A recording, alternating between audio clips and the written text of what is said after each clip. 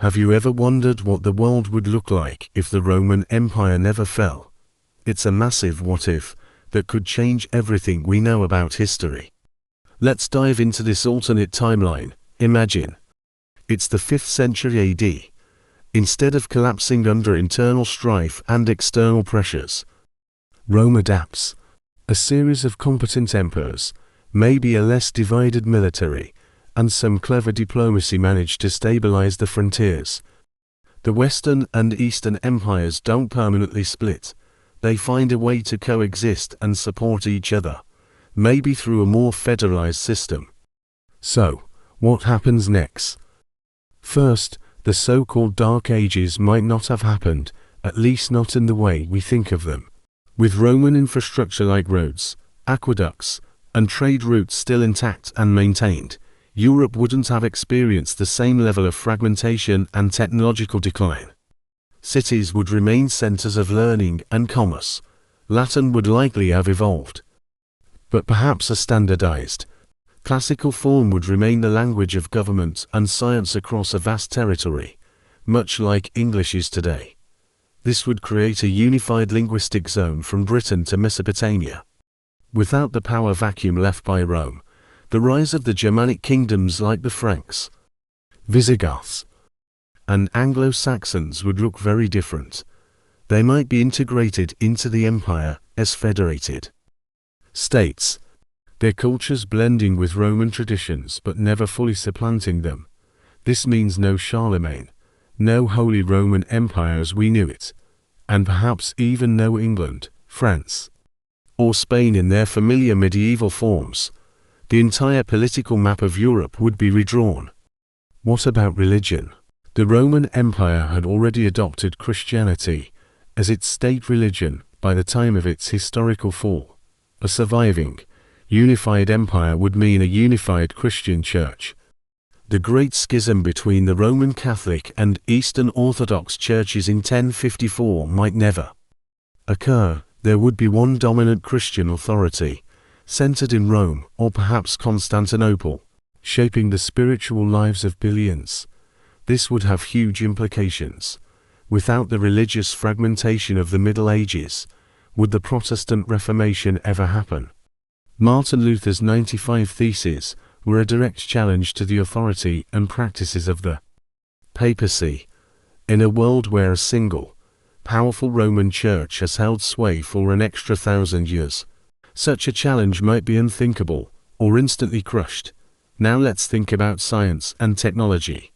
The Romans were brilliant engineers, but their scientific progress had started to stagnate. However, with continued stability and centralized funding, the pace of innovation could have picked up. Think about it. Roman concrete, advanced metallurgy, and sophisticated machinery. Instead of losing this knowledge, they would build upon it. An industrial revolution might have happened centuries earlier. Imagine steam engines powering Roman legions or factories in the first millennium. The scientific method, which blossomed during the Renaissance, could have developed under the patronage of the empire. We might have had Roman universities that rivaled later institutions like Oxford or Bologna, pushing the boundaries of astronomy, medicine, and physics far ahead of schedule. Perhaps a Roman Galileo would be looking through a telescope in the 8th century. Not the 17th. But what about the rest of the world? A powerful, technologically advanced Roman Empire would have an insatiable appetite for resources and expansion. How would it interact with other civilizations? The Islamic Golden Age was, in part, a response to the power vacuum in the East. A strong Roman Byzantine presence might have altered the initial Arab conquests, perhaps a long, drawn-out rivalry, a kind of ancient Cold War, would have developed between the Roman and Islamic worlds, leading to a different kind of cultural and scientific exchange. And what about the Americas? Christopher Columbus was funded by the Spanish monarchs, a nation forged from the remnants of the Visigothic kingdom. In our alternate timeline, who discovers the New World?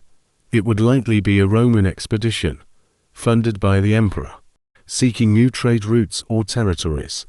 the colonization of the Americas would be a Roman affair. Instead of Spanish and Portuguese, the native peoples would encounter Latin-speaking legionaries. The impact would be just as profound, but the cultural and political landscape of North and South America would be completely different. Today, imagine cities named Nova Roma or Caesarea in place of New York or Los Angeles. This enduring empire wouldn't be a utopia, of course. Roman society was built on slavery and military conquest. An empire that lasts for 2,500 years would have to grapple with these issues. Would it evolve towards a more enlightened, rights-based society? Or would it become an even more efficient and oppressive authoritarian state, using advanced technology to control its populace? A global Roman Empire might enforce a rigid social order, stifling dissent and individual freedom in the name of stability and the Pax Romana. The cultural diversity of our world would be drastically reduced, replaced by a homogeneous, if advanced, Roman culture. So, when we look around today, the languages we speak, the laws we follow, the borders on our maps, so much of it is a direct consequence of Rome's fall. A world where Rome never fell would be unimaginably different. It would be a world of incredible technological marvels and unified infrastructure, but perhaps at the cost of the cultural, political, and religious diversity that defines our modern era. It's a fascinating trade-off to consider. What do you think? Would a surviving Roman Empire have created a better world?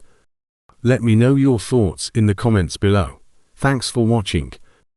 And don't forget to like and subscribe for more journeys into alternate history.